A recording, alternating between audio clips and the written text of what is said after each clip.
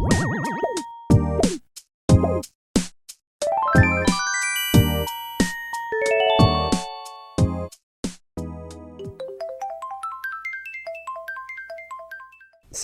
I think wait, what's that? What's that? I didn't read that on the script. Wait, is that the hitting 10k subscribers alarm? I just want to thank my mom, my sister, my dead dog, my university debt. No, but seriously, thank you all so much for subscribing. It means a lot. I didn't expect to hit 10k in only about 4 to 5 months of this channel existing, so I'm glad to see you enjoying my silly little videos. I hope you enjoy the upcoming content and keep sticking around for more. And with that, let's get back into our scheduled video.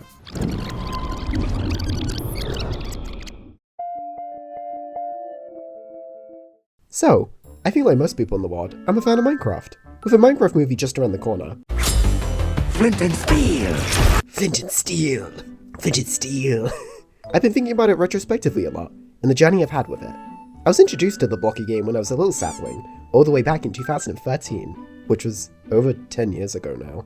Dear lord, I'm mortal and aging. But it definitely shifted something in my little creative brain, from its 3D models of pixel texturing, vast biome-filled worlds that sprawled endlessly, and extremely strange game mechanics you were just left to discover on your own somehow. I was enamored and wanted to do anything and everything. To me, this is the era of making houses solely out of oak logs or planks, cobblestone, and wool, iconic Minecraft parody songs, and a surgence of these strange game-changing things I couldn't figure out how to install called mods, one of which will be today's focus in the video.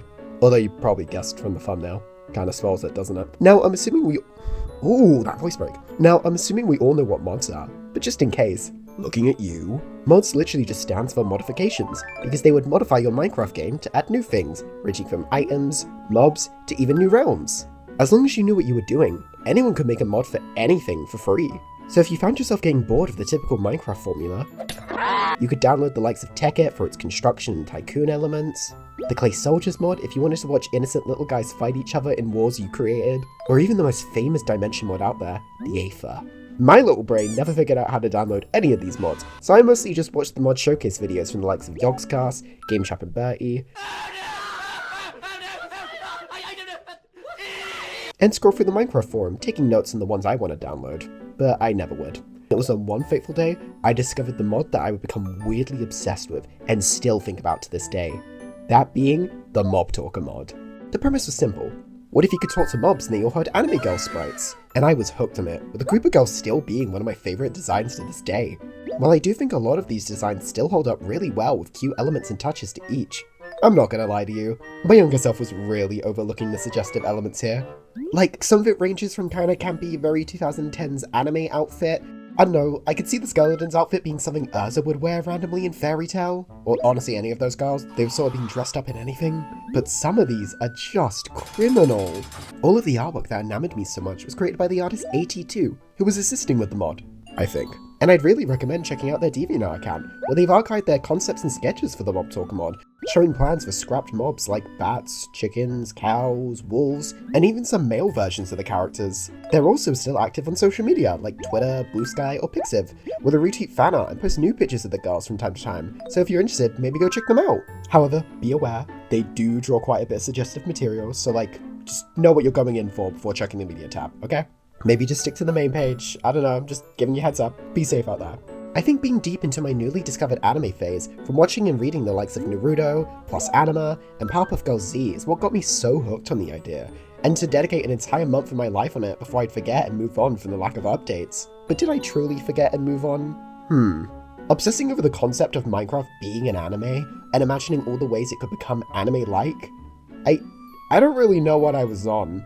But it was so bad, I even drew them in my crappy Tiger sketchbook at school during breaks, along with what I thought the boy versions of them could look like. Man, I miss being cringe-free and drawing for fun, because looking back, these are all so cute. Look at the hands, I didn't know what I was doing. Also, I gotta give a big shout out to the male villager, who I didn't know how to give a front braid like the female one, so I just drew him with a noose around his neck. 2013 was a wild time for my art journey, I guess. Man, I miss being happy and free while drawing as a kid, only having to work through a lot of complicated emotions and realizations about myself instead. Lucky. Now, the mod itself was created by Chimane, I think? Trying to find and read up on information about this mod is strangely difficult, Between 2 wikis, an outdated forum, and a lot of names being thrown around, with Google AI actively getting in my way and confusing me even more. But from what I've gathered, the mod can be dated back to June 20th, 2012, when Flammarilva posted the guide to the mod as well as information about it going open source to the Minecraft forums. So, assuming Flammarilva is Tremaine referred to in the wiki, they were approached by XS 2007 about updating the mod and better optimizing it for modern Minecraft, modern being like 2013 back then, which led to Mob Talker 2 entering production. However, it appears both of them ended up departing from the project after a couple years, with the mantle being taken up by Mezzodrinker, Dark Shadow, Bioshacker, and CK11000, who promised to take Mob Talker to even greater heights. As of April 6, 2016, with the last edit to the page. I hope the work's going alright, guys. Keep at it, you're doing good. But you're probably wondering where I'm going with all of this, and trust me, I am too. I'm kinda lost in the script here. But I thought, what would be funnier for an April Fool's video than taking one of my cringe guilty pleasure mods and redesigning some of the mobs in my style? Something to help get the worms out my brain, you know? So I can move on and do some more interesting projects? So with that all out the way, why don't we start redesigning some mobs? Starting off, we had to begin with Minecraft's staple and poster mob, the Creeper. The one design that's sat in my head for all these years, it makes me stand on the idea that the human creepers should have orange hair, just for that color contrast for some reason. Going in, I had a few concepts in mind. My main idea being this 2000s dirt rally grunge look, with hair that's a bit longer and flowy to be more interesting and dynamic with movement, her hoodie being more cropped and a bit more 2000s in design, a simple striped tank top, short shorts with ruffled up flares to look like an explosion, some leopard or camo print fur boots for maximum camp effect, and some extra touches like piercings and a cute TNT tote bag. I think my favourite part has to be a hairstyle. From the cute TNT accessories to the fact it's just a blending of hairstyles between Yasuho Hirose from JoJo Part 8 and Yuno Gase from Future Diary for that maximum anime reference. Posing wise, I wanted to make something more expressive and cheeky, help give a little more insight into her personality, which, considering creepers sneak up and explode, I see that as her being quite playful and cruel. Although I did realise halfway through that the reason she's probably in that pose in the original is to match the creeper's straight and rigid posture, something I could have better referenced or kept in mind perhaps, but oh well, she looks like she's having fun. Colours wise, I tried to throw a bit more into the ring. Since the original creeper is just green and black, I thought to substitute the black for dark brown as to not muddy the image too much with a solid dark colour. And then I made sure she has her iconic ginger hair, as well as making her skin tone more peachy to help with the overall warmer colour scheme, while also helping to pop some little freckles I give her for fun. Always love giving characters freckles, it's just fun. I also loved adding all the extra patterns. I think the leopard print on the shorts was such a cute subtle effect, and the camo fur texture turned out great. I only wish I changed her tank top a bit more. I think maybe making it more of a light brown yellowish colour to help pop the leopard print would have been better than having this cream and teal effect. I think it just looks a little too grey and washed out, but it's not the worst thing in the world, just me being a perfectionist. However, I think all the extra details such as the studs on the belt and shorts, as well as the lighter glittery makeup, really help solidify that 2000s style. Doing these ripped tights was a journey and a process I had to learn to trust, because at first, I thought I had ripped them too much and they looked ugly, then I thought they looked more like jeggings than tights with the seam on the side, but once I started putting on the shading and highlights, as well as a little overlay gradient, it all started to piece itself together and look really good. Shading and highlighting was also a bit of a journey for me, as I wanted to try something different and not over-render or rely too heavy on the airbrush tool, so I tried going with a more rough, flatter style for both of them, where they slowly layer up, adding in extra details over time to the image. Especially with her hair highlights, I really had fun hiding the creeper's face in there for an extra little touch. Although I think the shading really started to come together the moment I added in halftone dots, which made the piece feel a whole lot more interesting.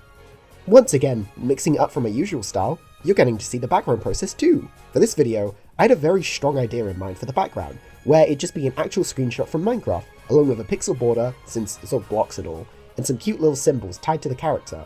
So for the creeper, hers is just a cute creeper, some TNT, and an explosion. However, I was at first struggling to figure out how to present them, as they were just sort of hovering around the border, until one of my friends joked about having an inventory bar, and then it all just clicked together. So now she's got a full explosive armory in her hotbar. I then did a simple grading effect on her name, put a bigger version of her in the background, and for my last trick, I tried working in some clothes into her hair, kind of paying homage to creepers being mossy and grass-like, but I just couldn't get it to really stick or work in a way I liked, so we just ended up sticking with 2 clover hair clips. And with that, the creeper girl is done! I really love seeing the final result. I didn't expect to be so happy with the first drawing. Usually it takes me a few designs before I get into the swing of things, but this time I think I got it right out the gate. And compared to my first picture of her, Girlie's come a long way, so I hope I did her justice and you like her too.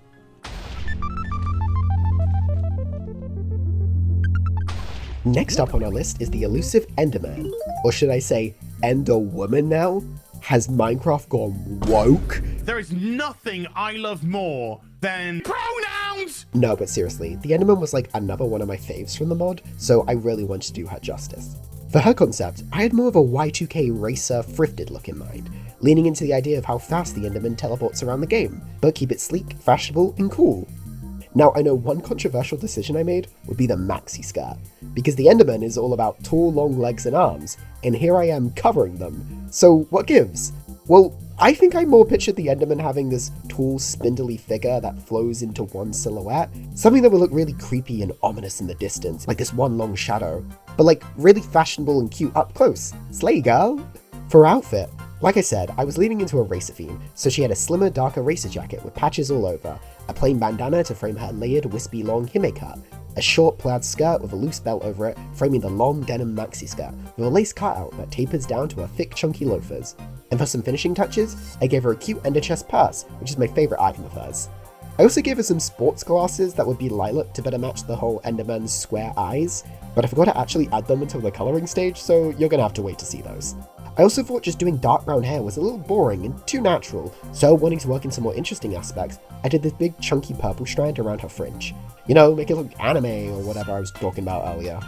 I think out of all the girls, she was my favourite to draw the line out of, because something just really clicked. From her flowy, flickering hair, her cute pouty face, her long droopy eyes, she just reads pure elegance, even if her hair might be a little too big the more that I look at it, but I'm just gonna look away and ignore it now.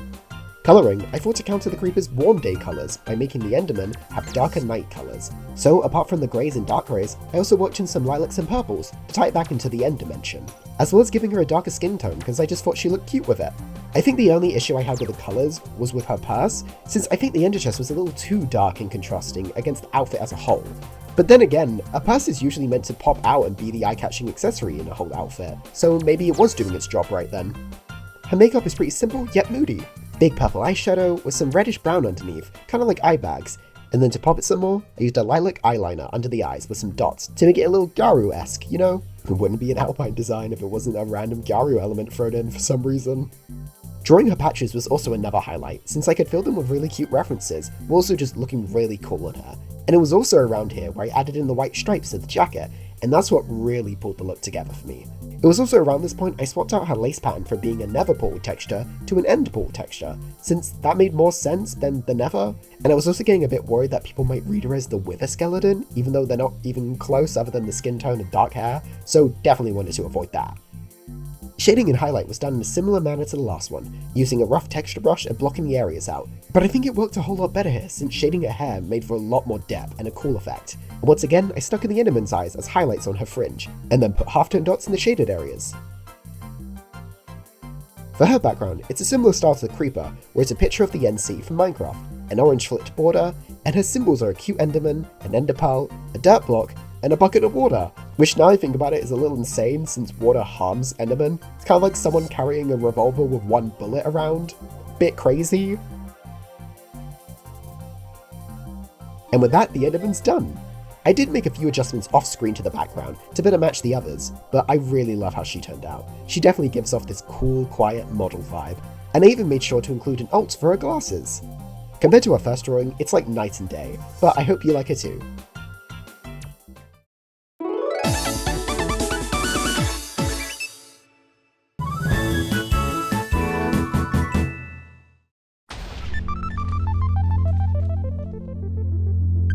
Now for another main character of the group, we have the spider. Just the regular spider, not the cave spider. We're not unpacking all of that. Spider was a bit of an odd one, where my initial idea was merging her and the cave spider's designs into one, having them be twins with different colour palettes between them, and going with more of a slick Y2K hair bun ponytail thing, with lots of flyaways to imitate spider legs, and her outfit being a lot more childish and thrown together, lots of contrasting patterns, cropped hoodies, wide shorts, and maybe some leg warmers. However, I managed to randomly sketch this one design just standing in the corner of my page, combining all of the aspects I liked, while doing its own thing, and I just fell in love with it. Reading is a lot more slightly modern, but also slightly alt. Now instead of a ponytail or bun, she had these big messy pigtails pulled back by spider eye beads, this very modern sleek baggy shirt over a white jumper with spider webs, because spider, duh, and a simple sling bag on her chest. And I kept her cute puffy shorts because they were really iconic, as well as some long stripy leg warmers that lead into chunky sneakers. I also gave her a split flowy fringe to try and imitate the spider's fangs, which I hope that came across well. And other than that, I love all her little extra touches, like the random hair extensions she has, or even her cute fang mouth. I've always wanted to try drawing one, but it just never really fit my style, so I hope it fits here. With the design down, my next problem was how to actually pose her, since for some reason, I just forgot how to draw poses, and I was fighting for my life trying to do this perspective shot of her leaning forward, which does not look like that in the final result, but let's just ignore that and move on, please. It was a difficult time for me. Before colouring, I added in some extra details in the line art, such as her hair having extra squiggly springs, since it was in my reference and I thought it added more volume, as well as some bows to the shorts to make them look cute, but imply that they're cargos that she's drawn in, and her sticking out her tongue to seem more cheeky and like a brat.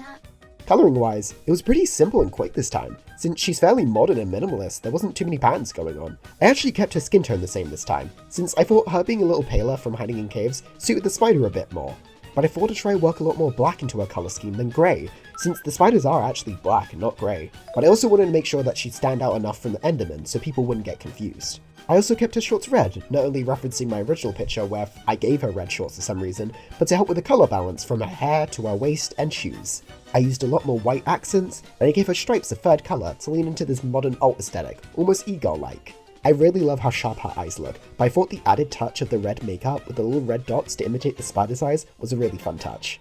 I also gave her some cheek piercings since the creeper had the nose and belly piercing, and I just thought it fit the theme a lot more. Plus, she looks really cute with them. That, and I couldn't really think of any other features to add, so I was just kind of filling in space to make things look more interesting. I also wanted to experiment with coloured hair streaks again, but I don't think this one landed the best. I think it worked a lot better when the red was in both of the fringes, but I think the asymmetrical style I was going for does look interesting in the end. Highlighting and shading are once again the same as usual, although probably more noticeable in this one since any highlights on black and grey are really going to stand out. So let's just hope they stand out in a good way. Please tell me they do. Even her hidden hair highlights aren't the most noticeable, since drawing 4 squares to match spider's eyes don't really make much of an impact. They probably would have been better hidden in the pigtails, but I suppose we... And once again, we top everything off with some halftone dots to help hide all the messy details. The hair background is the same as the others, but this time I just love the colour combinations. The red and teal blue just fit together really well, and I have no idea how I managed to figure that out so quickly. As for simples, she's got a cute spider, some spider webs, and of course a spider's eye for some reason. Girl, who did you kill to get this? And with that, the spider's done. Despite the learning curve I went through, I'm still really happy with how she turned out, and I think she jumps out in the right way in my book. Plus, compared to her first drawing, I at least figured out how to do hands now. Kinda. Maybe. But I really love her playful energy, and I hope you do too.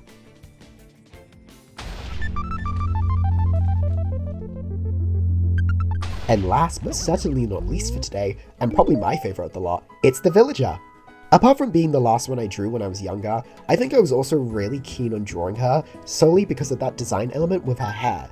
Turning the nose into a front braid look was so big brain to me, like a design element that makes me mad I didn't think of that sooner. However, instead of just copying it one-to-one, I thought to try my own spin on it, and in a little bit of a more natural way, so it's more like a typical long pigtail braid wrapped around her head. Like the others, I wanted to try and apply some more unique personality and aesthetics, so I thought to go with this very cluttered, crafty, and preppy look, with her curly hair tied into 2 long pigtail braids, some drapey lace, a baggy cardigan, a patched together long skirt leading down to some fancy patterned tights and cute simple Mary chains adorned with little bows, and of course can't forget her little coin purse that makes it look like she's on her way to the market. Although my goal was to avoid doing a generic long robe villager design that's been done to death before, I also thought about wanting to incorporate other elements of the villagers in, such as their different jobs and roles, which is why she has a few additional colours on her outfit. The floral purple colour is meant to reference the cleric, the deep red skirt's meant to reference the librarian, the green is meant to reference the nitwit, and the orange purse is to reference the fisherman's straw hat. Was it the farmer's straw hat? You pick which one it is. For the initial colour idea, I also wanted to give her a red cardigan with a brown skirt instead, something a lot closer to my reference, and try and flip the usual idea that you would expect out of a villager design, while helping pop the brown in her hair some more. However, when I showed my friends this, a lot of them just thought she was the mushroom, so despite loving the red cardigan, the choice was ultimately made to move to brown. Very reluctantly, might I add. However, I'm still a big fan of the colour scheme. However, despite me worrying that the brown of the cardigan might wash out her brown hair and even her tan complexion, I started to feel like she had a bit of a sweet and dessert theme going on with her design. So I tried making her hair colour more caramel-like, her cardigan a more rich chocolate brown, and this contrasted really well against her cream shirt, which kind of looked like a whipped cream with the ruffles and the collar, as well as the dainty lacy sleeves and skirt trim. I don't really know how to put it, other than it all just sort of came together in the right way. No colours felt too overpowering or distracting, and instead they all complemented each other, and it led to this really adorable final result. I especially loved doing her makeup with her cute blush, simple eyeshadow, and giving her both sets of lips, kind of like the Enderman if you were paying attention. I also don't know what it was about her eyes, but they were also some of my favourite to draw. I was worried about them being too emerald green, but they read just the right level of shiny, yet full of kindness. I was also a big fan of getting to texture abuse again. Always my favourite thing to do in character design for no reason. But hey, let's give it up for me for drawing the diamonds on her cardigan by myself and not relying on a texture. That's pretty big, huh? That bare minimum? That thing that's actually not too big? A basic artist thing? Highlights and shading was the same as usual, although I do think it was a little less noticeable this time around. Maybe it was because I mostly used it to help define the hair pattern than actually shading the hair, or highlight creases, but I feel like the shading is quite subdued, with bigger focus on the highlights and halftones to carry those weaker areas. Although I suppose it's similar to colours like black and grey, where it's a bit harder to shade on the dark red and brown. For the background, it was mostly the same as usual, but instead of a village, I chose a cherry blossom forest, something to break the expected mould, but also make it look like she's on a walk around the area. For her symbols, she's got a little villager doing a happy dance, some emeralds, wheat from the local farm, and a 9 ingot from those blacksmith chests that everyone loots. I also gave her 4 armor slots because apparently villagers only have 4 armor, and we want to be as game accurate as possible here.